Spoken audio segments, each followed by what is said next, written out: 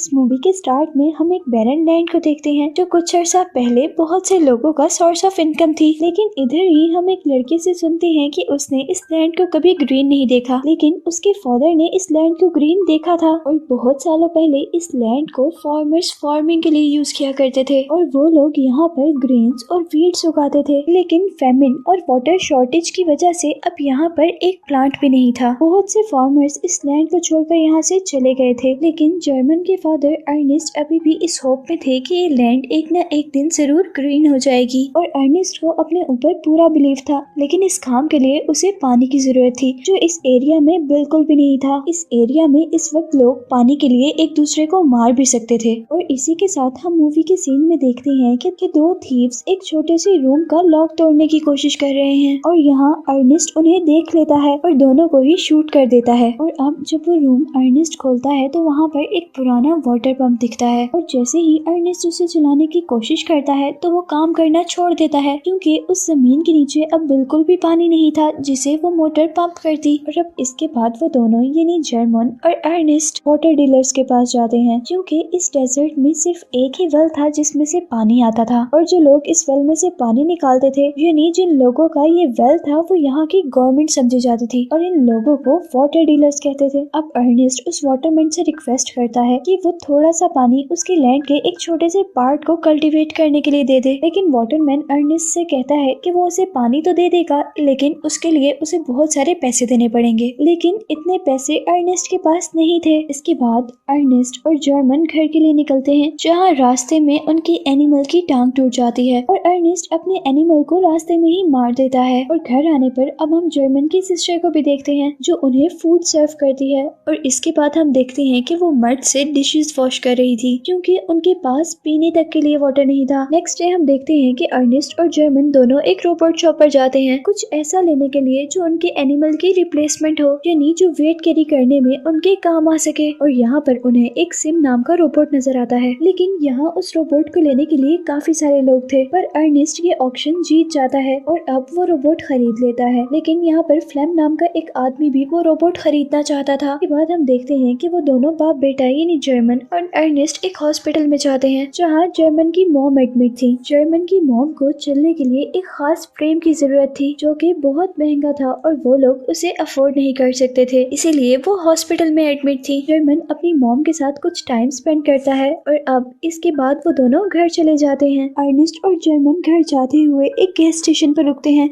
जहाँ अर्नेस्ट अपनी प्यास बुझाने के लिए पेट्रोल पीता है और यहीं पर उन्हें एक कपल मिलता है जो उनसे पानी मांग रहा था और साथ ही वो अर्नेस्ट से रिक्वेस्ट करता है कि वो उनका बेबी ले ले। वो अपने बेबी को सेल करना चाहते थे क्योंकि उनके पास इतने सोर्स नहीं थे कि वो अपने बेबी की टेक केयर कर सके। यहाँ अर्नेस्ट उसे एडवाइस करता है कि तुम अपने बेबी को सेल ना करो और वो उसे कहता है कि मैं तुम्हारी पानी से हेल्प कर दूंगा। और यहाँ ये लड़का अर्नेस्ट को उसकी बेटी के सीक्रेट रिलेशन के बारे में भी बताता है और फिर अर्नेस्ट घर जाने पर अपनी बेटी से ये सब कुछ पूछता है और वो लड़की सब कुछ मान जाती है और वो अपने फादर को कहती है कि आप मेरे फ्रीडम को खत्म नहीं कर सकते, मैं आपसे नफरत करती हूँ। और इस बात पर अर्नेस्ट को बहुत ज्यादा गुस्सा आ जाता है और वो उस लड़की को रूम में लॉक कर देता है। इवन वो उसके रूम की विंडोज को भी सील कर देता है। एक दिन अर्नेस्ट और जर्मन देखते हैं कि उनका रोबोट वहाँ पर नहीं है, किसी ने उनका रोबोट चुरा लिया था। अर्नेस्ट को लगता है कि उसका रोबोट फ्लैम ने चुराया है जो उस रोबोट को पहले से खरीदना चाहता था। दूसरी तरफ अर्नेस्ट को वाटरमैन पकड़ लेते हैं क्योंकि उनको लगा था कि अर्नेस्ट ने उनकी वाटर सप्लाईज चुराई हैं। यहाँ वाटरमैन उसे एक जोर का पंच करता है जिससे वो नीचे गिरता है और बेहोश हो जाता है। और अब जब अर्नेस्ट को होश आता है तो तब रात हो चुकी थी। अर्नेस्ट वाटरमैन को बताता है कि उसने पानी नहीं चुराया, लेकिन वाटरमैन उसकी बात ना मानते हुए उसकी पिटाई शुरू कर देता है और यहाँ दोनों में फाइट होती है और आखिर अर्नेस्ट अपनी राइफल लेने में कामयाब हो जाता है।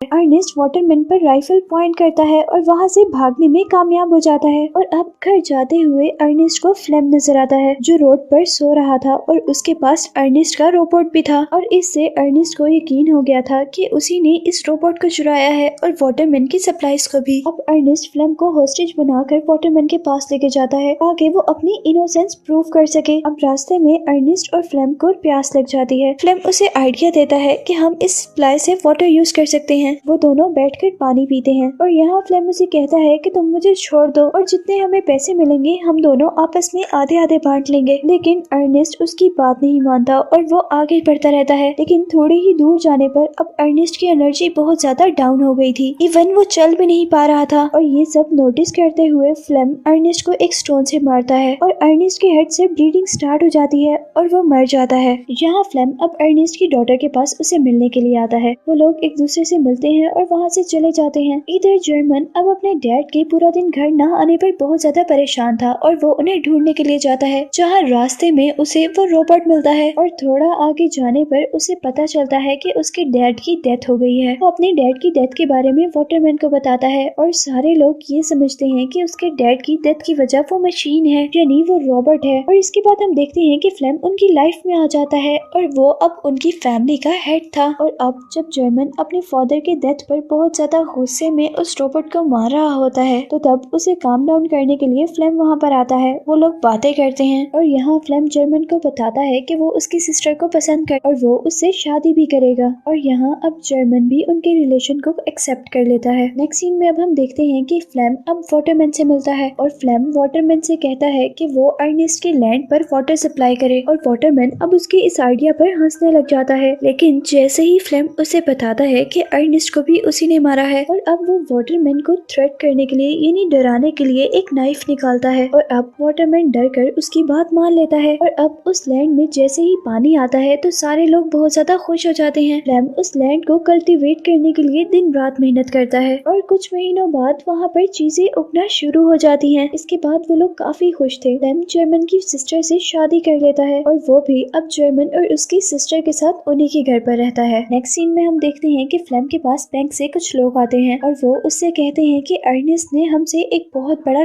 कर्जा लिया था और क्योंकि अब उसने वापस नहीं किया इसलिए ये लैंड अब उनकी हो सकती है। लेकिन इस लैंड को कल्टीवेट करने के लिए फ्लेम ने बहुत मेहनत की थी और वो इतनी आसानी से ये लैंड किसी को नहीं दे सकता था। लेकिन वो पैसे भी फ्लेम के लिए बहुत ज्यादा थे जो अर्नेस्ट ने बैंक को देने थे और अब उसे उन पैसों का इंतजाम करना था। फ्लेम अब अपने फ्रेंड के पास जाता है जो कि वही लड़का है जो हमें मूवी के स्टार्ट में मिला था, जो पहले अपने बेबी को सेल करना चाहता था। क्योंकि फ्लेम जानता था कि वो अपने बेबी को सेल करने वाला है इसलिए फ्लेम उसे अपने साथ अपने घर लेकर आता है ये देखने के लिए कि उसके बेबी की कितनी कीमत हो सकती है। लेकिन यहाँ पर फ्लेम को पता चलता है कि वो लड़का अपने बेबी की डील पहले से ही कर चुका है और अब जैसे ही वो लोग उस बेबी को लेने के लिए आते हैं तो फ्लेम अपने फ्रेंड को शूट कर देता है और वो उस बेबी के पैसे रख लेता है। और इसी दौरान जब फ्लेम शूट कर रहा होता है तो एक बुलेट उस रोबोट को भी लग जाती है जिसकी वजह से उस रोबोट में कुछ डिफॉल्ट आ जाता है और उसका ऑटोमेटिक सिस्टम ऑन हो जाता है और इस वजह से वो रोबोट अपने मैन्युफैक्चर हाउस में चला जाता है। नेक्स्ट डे फ्लेम वो पैसे बैंक को दे देता है जो पैसे उसने उस बेबी को बेच कर लिए थे और यहाँ जेरोम को लग रहा था कि फ्लेम ने उस रोबोट को बेच दिया है और उससे मिलने वाले पैसे बैंक को दिए हैं, इसलिए किसी को शक भी नहीं था कि फ्लेम ने मर्डर किया है। और अब दूसरे सीन में हमें दिखाया जाता है कि वो रोबोट बॉर्डर के पास अपनी मैन्युफैक्चरिंग कंपनी में चला गया है और अब उस मैन्युफैक्चरिंग कंपनी का जेरोम के पास फोन आता है और वो उसे इन्फॉर्म करते हैं कि रोबोट उन तक पहुंच गया है। ये सुनते ही जेरोम बहुत ज्यादा हैरान होता है क्योंकि उसे फिल्म ने बताया था कि वो रोबोट तो उसने बेच दिया है। और फिर जेरोम उसी दिन फ्लेम से उसके बारे में पूछता है कि क्या तुमने रोबोट बेच दिया। लेकिन इस बात पर फ्लेम को बहुत ज्यादा गुस्सा आ जाता है। फ्लेम के गुस्से को नोटिस कर जेरोम एक मिनट के लिए खामोश हो जाता है और फिर वो उनसे कहता है कि मैं शाम में अपनी मॉम से मिलने के लिए जा रहा हूँ। लेकिन असल में उसका प्लान कुछ और ही था। वो उस मैन्युफैक्चर सेल में जाने के लिए बॉर्डर क्रॉस करना चाहता था। बॉर्डर पर पहुँचने तक फौजी उसे बॉर्डर क्रॉस नहीं करने देते क्योंकि वो इस काम के लिए बहुत छोटा था। लेकिन यहीं पर उसे एक लड़की मिलती है जो उसे कहती है कि मैं तुम्हें बॉर्डर क्रॉस करवा सकती हूँ और वो लड़की उसे एक चिकन वैन में बिठाती है और फिर बॉर्डर क्रॉस करने के बाद वो दोनों दोबारा मिलते हैं। इस मैन्युफैक्चरिंग सेल में पहुंचने पर उसे उस रोबोट के सारे फंक्शंस दिखाए जाते हैं जिसमें एक फंक्शन सीसीटीवी फुटेज भी था। जिस फुटेज को देखते हुए जेरोम को पता चलता है कि उसके फादर की डेथ कैसे हुई थी, यानी अब जेरोम ये जान गया था कि उसे फ्लेम ने मारा है। वीडियो देखते हुए वो बहुत ज्यादा इमोशनल हो जाता है। अब शाम में वो घर जाता है लेकिन फ्लेम से इस बारे में कोई बात नहीं करता। अब नेक्स्ट सीन में हम देखते हैं कि जेरोम और फ्लेम शिकार शिकार के लिए जाते हैं, जिसके बाद जेरोम अपने फादर की राइफल अपने बेड के नीचे छुपा देता है और खाने के टेबल पर फ्लेम से कहता है कि तुम्हें रॉबी बुला रहा था, यानी वो लड़का जिसे फ्लेम ने मारा था। फ्लेम एक मिनट के लिए हैरान होता है कि रॉबी उसे कैसे बुला सकता है जबकि वो तो मर गया है। और फिर नेक्स्ट डे फ्लेम को एक लेटर रिसीव होता है जो जेरोम ने ही रॉबी के नाम से फ्लेम को लिखा था, जहाँ रॉबी उसे एक स्पेसिफिक जगह पर बुला रहा था। फ्लेम अभी भी कंफ्यूज था, लेकिन वो अब वहाँ जाने का डिसाइड करता है, ये देखने के लिए कि क्या रॉबी अभी तक जिंदा है। और फिर वो अपनी वाइफ से मिलने के बाद उस जगह पे चला जाता है जहाँ पर रॉबी ने उसे बुलाया था। और वहाँ जाने पर वो जोर जोर से रॉबी को आवाज देता है, पर अचानक एक गड्ढे में गिर जाता है और गिरते हुए उसकी दोनों टांगे टूट जाती हैं। और यहाँ अब उसके सामने जेरोम आता है। फ्लेम उसे मदद के लिए बुलाता है, लेकिन जेरोम उसे शूट कर देता है। और यहाँ मरते हुए फ्लेम को एहसास होता है कि जेरोम सब जान गया है और वो जेरोम से कहता है कि ये सब एक एक्सीडेंट था। और फिर 2 दिन बाद जेरोम घर आता है, जहाँ पर जेरोम की सिस्टर अभी भी अपने हस्बैंड का वेट कर रही थी, लेकिन जेरोम उसे ऐसा फील करवाता है कि उसे उनके बारे में कुछ भी नहीं पता। वो अपनी सिस्टर से कहता है कि उसे अपने हस्बैंड का थोड़ा और इंतजार करना चाहिए। यहीं पर वो लड़की उससे कहती है कि अब हम अपनी मॉम को घर ला सकते हैं, क्योंकि अब हमारे पास इतने पैसे हैं कि अब हम उनका वो एक्सपेंसिव फ्रेम अफोर्ड कर सकते हैं। मूवी के लास्ट सीन में हम देखते हैं कि जेरोम ने उस रोबोट की सारी मेमोरी डिलीट कर दी थी ताकि कोई भी ये सच ना जान सके, और इसी को दिखाते हुए ये मूवी एंड हो जाती है।